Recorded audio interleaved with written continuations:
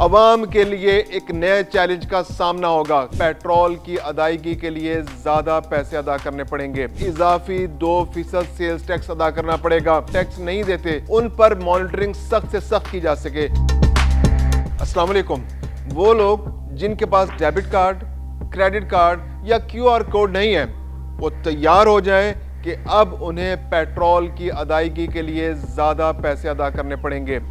اس کے علاوہ ابھی سے ذہنی طور پر تیار ہو جائیں کہ کچھ عرصے بعد ہر دکان پر خریداری کرتے وقت آپ کو، اگر آپ کے پاس debit card, credit card, QR code یا موبائل ایپ نہیں ہے تو آپ کو اضافی 2% سیلز ٹیکس ادا کرنا پڑے گا۔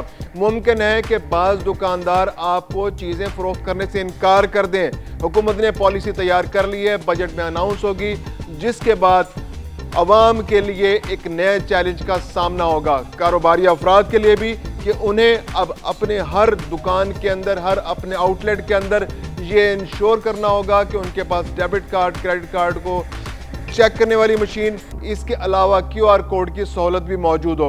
حکومت پاکستان اب کیش لیس ہونے جا رہی ہے، یعنی کہ اب آپ ایسی پالیسی حکومت لے کر آ رہی ہے کہ جس کی وجہ سے ہر ٹرانزیکشن پر آپ کارڈ کے ذریعے پیمنٹ کریں گے، کریڈٹ کارڈ کے ذریعے یا ڈیبٹ کارڈ کے ذریعے، یا پھر QR کوڈ ہوگا، یعنی آپ اپنا موبائل دکھائیں گے، وہاں ایک ڈیوائس رکھی ہوگی، وہ اس سے آپ کے پیسے ڈیڈکٹ کر لے گی، یا پھر ایسی ایپس لائی جائیں گی جن کے ذریعے آپ کیش پیمنٹ کر سکیں گے کسی چیز کی خریداری کرتے ہوئے۔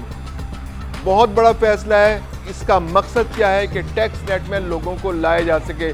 بہت سارے لوگ جن کے بہت سارا پیسہ ہے وہ ٹیکس نہیں دیتے، ان پر مانیٹرنگ سخت سے سخت کی جا سکے، معلوم پڑ سکے کہ کون لوگ، کن کے پاس پیسہ ہے اور وہ خریداری کر رہے ہیں اور آج تک ٹیکس کے نیٹ سے بچے ہوئے ہیں۔ سب سے پہلی بات کہ وہ سیلز ٹیکس کی مد میں ان سے زیادہ پیسہ وصول کیا جائے گا۔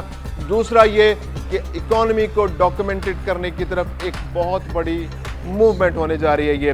یہ سب کیوں ہو رہا ہے؟ کیونکہ IMF کی جانب سے پاکستان پر دباؤ بڑھایا جا رہا ہے کہ پاکستان اپنی پوری اکانومی کو ڈاکیومنٹڈ کرے۔ ڈاکیومنٹڈ سے مراد یہ ہے کہ اگر کوئی بھی خریداری ہو یا کوئی بھی چیز فروخت ہو تو اس کا اندراج ڈیجیٹلی موجود ہو، کبھی بھی چیک کیا جا سکے کہ کس شخص نے اپنے کس کارڈ کے ذریعے کتنے پیسے پے کیے اور اس پر اس نے کتنا ٹیکس ادا کیا، اور کیا وہ شخص ٹیکس ادا کرتا ہے باقاعدگی سے، اور کیا اس کی آمدنی اس کے ٹیکس سے مطابقت رکھتی ہے۔ یعنی وہ ممکن ہے کہ کروڑوں روپے کی شاپنگ کرتا ہو اور وہ چند 100 روپے یا چند 1000 روپے ٹیکس دیتا ہو، تو ایسا کرنا اب آنے والے دنوں میں ممکن نہیں ہوگا۔ حکومت پاکستان کی جانب سے اس بجٹ کے اندر جو فائنانس بل آئیں گے ان کے اندر یہ تجاویز آنے جا رہی ہیں، اور ابتدا کہاں سے کی جائے گی؟ پیٹرول پمپ سے۔ پیٹرول پمپس پر اگر آپ خریداری کریں گے اور آپ اگر پیمنٹ کریں گے تو آپ کو ڈیبٹ کارڈ، کریڈٹ کارڈ یا QR کوڈ کے ذریعے پیمنٹ اگر آپ کریں گے تو آپ کو کم پیسے دینے پڑیں گے۔ اگر آپ کیش میں پیمنٹ کریں گے تو آپ کو فی لیٹر پیٹرول پر 2 روپے اضافی دینے پڑیں گے۔ اس کے علاوہ حکومت جو ہے ایک پالیسی بھی لے کے آ رہی ہے کہ وہ کاربن لیوی امپلیمنٹ کرنے جا رہی ہے پیٹرول پر۔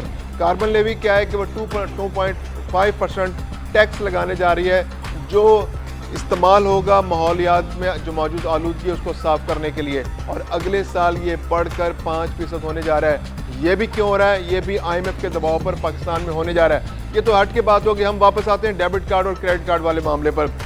اب کیا ہوگا کہ اگر آپ کسی بھی عام دکاندار پر خریداری کرنے جائیں گے کچھ عرصے بعد، تو آپ کو ڈیبٹ کارڈ یا کریڈٹ کارڈ اپنا دینا ہوگا یا QR کوڈ کے ذریعے پیمنٹ کرنی ہوگی۔